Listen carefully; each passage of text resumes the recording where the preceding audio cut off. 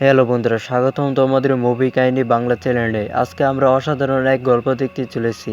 কাহিনীটা এমন যে কিছু দুর্নীতিগ্রস্ত সরকারি কর্মকর্তারা কৃষকদের জমি দখল করে নেয়, যা প্রজন্মের পর প্রজন্ম ধরেই তাদেরই ছিল। তারপর হাসি মুখের মুখোশ পরা এক প্রতিহিংসাপরায়ণ ব্যক্তি সে কর্মকর্তাদের রিসোর্টে ঢুকে পড়ে। সে কৃষিকাজের সরঞ্জামকে অস্ত্র হিসেবে ব্যবহার করে সবাইকে হত্যা করে। পুরো রিসোর্টটা একটা কসাইখানায় পরিণত হয়। আর যে কর্মকর্তারা জনগণের সেবা করার দাবি করত, তারাই বলির পাঠা হয়ে যায়। গল্পটা শুরু হয় যখন এই কর্মকর্তারা জাল কাগজপত্র আর ঘুষের মাধ্যমে কৃষকদের জমি দখল করে। মানুষ তীব্র প্রতিবাদ করে, একজন কৃষক তো নিজের জীবনই শেষ করে দেয়। কিন্তু এই কর্মকর্তারা কিছুই ছাড়তে চায় না। তারা সেই জমিতে একটি শপিং মল বানানোর পরিকল্পনা করে নিজেদের বিজয় উদযাপন করার জন্য একটি রিসোর্টে ওঠে। সেখানে ওয়েটার তাদের স্বাগতম জানায়। সবাই নিজেদের ঘরে চলে যায়।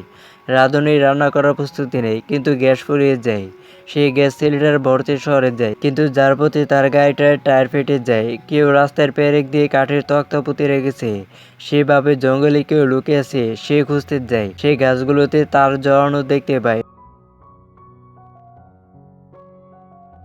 সে যখন দেখছে, রিসোর্টের ওনারা অভিযোগ করছে যে জমিটা 1500 কোটি টাকায় বিক্রি হয়ে গেছে এবং সেখানে বড় বড় সুপার মার্কেট খুলবে আর তারপর আরও টাকা আসবে। শুধু লীলা বিশ্বাস করে যে কৃষকরা কিছুই পায়নি। একজন কৃষক তো মারাও গেছে, কিন্তু ওনারা বলে যে এটাই স্বাভাবিক। পরে তাদের বস জোনাস লীলাকে এক পাশে ডেকে নিয়ে বলে কৃষকদের নিয়ে যেন সে কখনো এমনভাবে কথা না বলে। নীলা চুপ করে থাকে, কিন্তু ভাবতে থাকে। রান্নাঘরে রাঁধুনি না আসায় ওয়েটারকে আগে থেকে রান্না করা খাবার মাইক্রোওয়েভে গরম করতে হচ্ছে। সে রজারকে সবার ঘরে তোয়ালে রাখতে বলে। রজার একটা ঘরে দামি বিয়ার দেখতে পায়। সে একটা ক্যান চুরি করে দোলনায় বসে খেতে শুরু করে। তারপর পিছন থেকে কেউ তাকে ছুরি মারে। এরপর কেউ পাথর দিয়ে তার মাথায় থেতলে দিয়ে তাদের দেহটা পুকুরে ফেলে দেয়।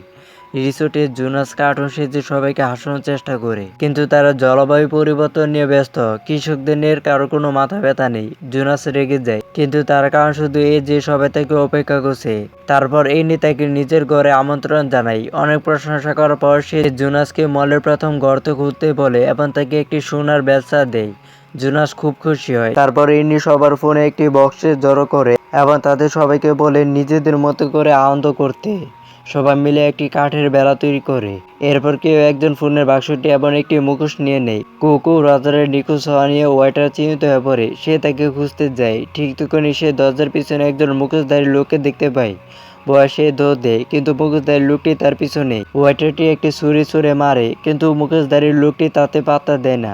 সেইখানে তাকে আক্রমণ করে এবং তাকে মেরে ফেলে। এরপর সে ভিড়ে পড়ে তার অন্যদের শিকার করার জন্য।